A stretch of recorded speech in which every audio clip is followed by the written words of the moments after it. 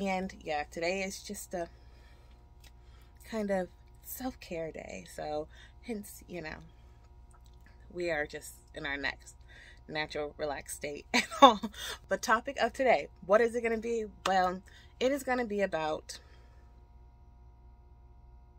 I literally forgot.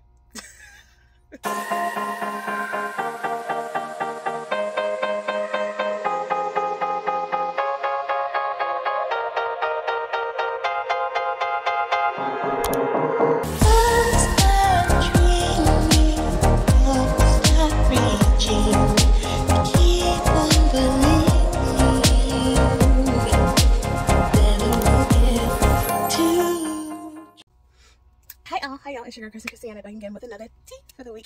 And what are we going to be talking about today? Well, this subject I actually kind of learned this lesson recently. Well, I've had little snippets of this lesson throughout time, but I actually really got to this aha moment recently that I want to share with you guys because it could probably be helpful.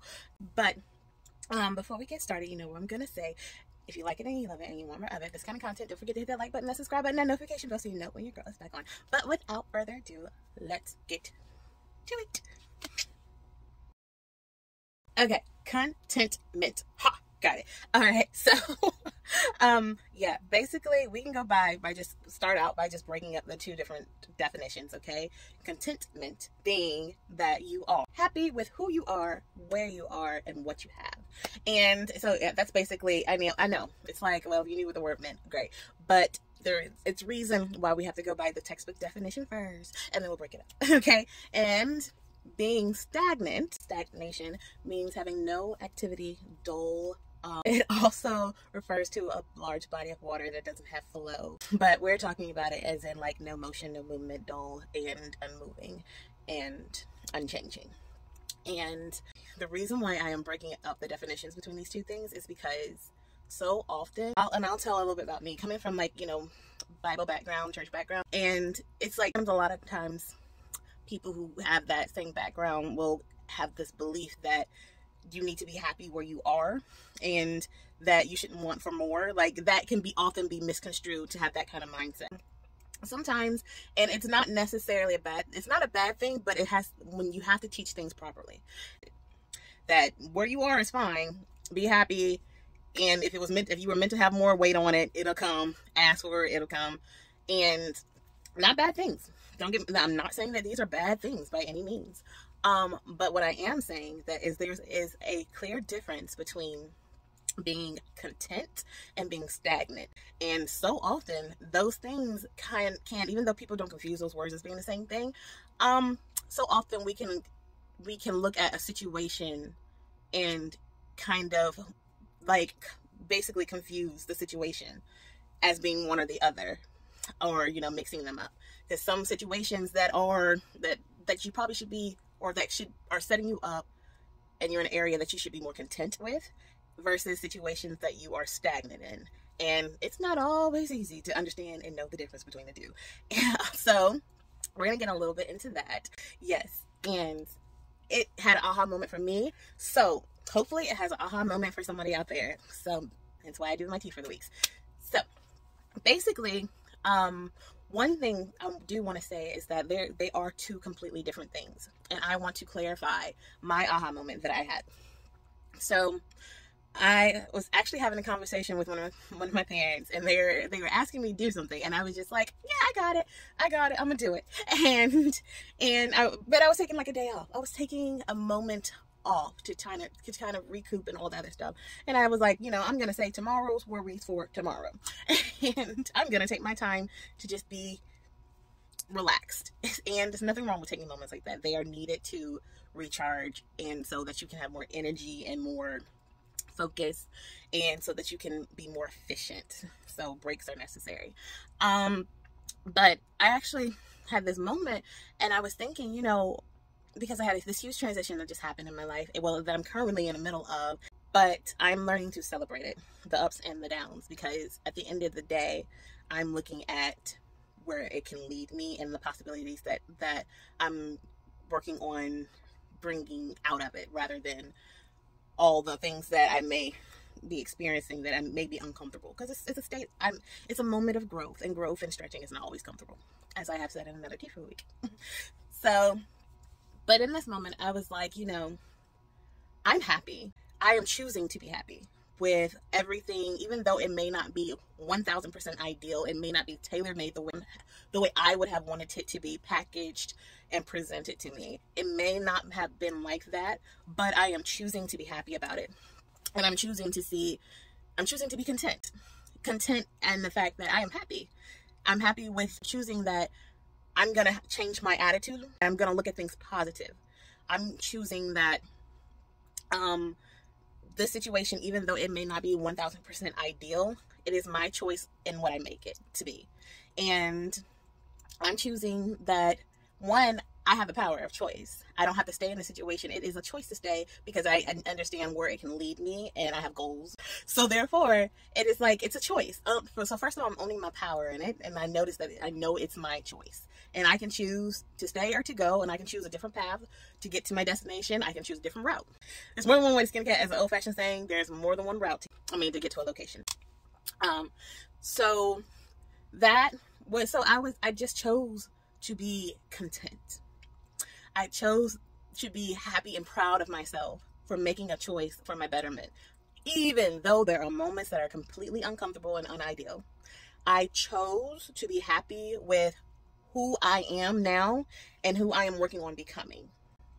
And I chose to be happy about the opportunity, even though, again, may not have been ideal, it may not have been packaged the way I wanted it to be packaged and delivered the way I wanted it to be delivered. But I'm choosing that it is not the end of the story.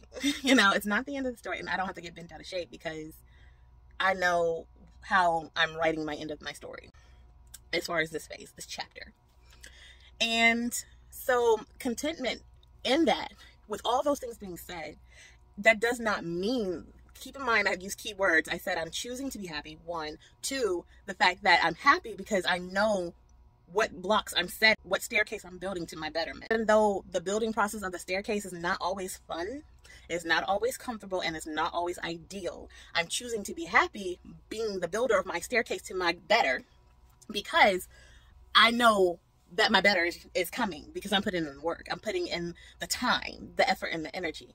And I'm choosing to enjoy the journey, because every step of this is going to be a learning process that I can use to grow me, to become a better version of me, to be the me that I dream to be, so to speak. And therefore, contentment. And not to be confused with stagnation, because I said, even if, let's say that this was kind of like, I'm happy being right here. Okay, let's use that scenario. Say that I'm not necessarily trying to build to better, that I'm just happy being where I am. As long as I know, because sometimes you could be so comfortable in contentment that it can lead to stagnation when you don't recognize the season to change, or you're not recognizing there's supposed to be a shift in your emotional, your mental, your physical, and your spiritual. If you're not recognizing that life is still going on, and then there's moments of shift that needs to happen, even though you may be content where you are, then it can lead to stagnation. And then it could be the one sitting back, like, I was so happy where I was. Now I just feel like I'm not going anywhere, getting anywhere, doing anything. And that's because if you don't recognize the seasons for change and jump on those times to change, it can lead to stagnation. And that doesn't mean it needs to be big changes. It just means that finding new things to kind of grow you, like they could be small things, like taking each moment in the area that you're content in, the place that you're content in with yourself and your life, what you have. And if you're not taking the moments to breathe in, appreciate them, taking a moment to appreciate them, to be grateful for them, and also to look at ways to take better care of what you have, to better appreciate what you have, better, all those things. That might be the next level of where you are. Find new ways to appreciate what you're already content with. Find new ways to love, and to rediscover what you're already content with. That might be the area of growth that still keeps you continuing to be a flowing river, a fruitful tree, and not starting to die off. And there's always room for improvement. There's always room for growth. One thing I always say, if you're not learning, you're not living. So if you think you know it all, well, then you might want to go ahead and just, sign out, check out, because you ain't got nothing else to do on this earth. Because this earth It's for all those who are ready to learn and to live. And yeah, it really is, because there are going to be lessons you're going to learn and a life that you have to live. So, and that's how you bear fruit. Because every time you learn a new lesson, every time you gain a new anything, it's kind of like that's a change. You evolve. We're also, it's that nature versus nurture thing, you know. We're evolving creatures, and as we live, we evolve. It's kind of like, even when you don't think you do anything in life, it's what you're feeding yourself. You're still feeding yourself. You're still evolving. It's just, what are you evolving? What are you evolving to? You know, I can't answer that for you. Only you can. But yeah, so stagnation and being content, like I said, contentment can lead to stagnation, but that's only if you're not evolving in your moment or your season of contentment. And stagnation is like when everything is just still and dull and nothing's flowing. But that doesn't mean that you have to be in a constant state of change to not be stagnant. You know, for people who are creatures of habit, who don't really like constant change, what I'm saying is that you have to make sure that even in your contentment, in order to avoid stagnation, that you are finding levels and ways of betterment. And like I already said, appreciating more, loving more, enjoying more the things that you have where you're at in your life. A way of growth is to find new ways to do those things, to do that, to love where you're at more, to enjoy, to appreciate it all more.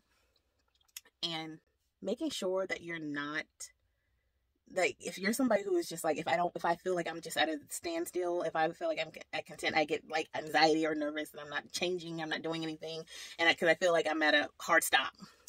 And as I said, sometimes life will give you those moments because you need to kind of slow down and enjoy living your life. You know, you can't spend so much of it planning for the next big thing that you're not enjoying the moment. And I feel like the balance of being content is enjoying every moment that you're presented with, understanding the reason for that moment. So, and really doing that deep dive, that self-knowledge, the understanding of the moment that you're in, feeling the moment that you're in, and taking it all in the moment, but also understanding where you want to be, where you're going, and also where you have been, and learning from it all. Because learning is the key. The key sign that shows that you're living. Being appreciative and grateful for it in that moment.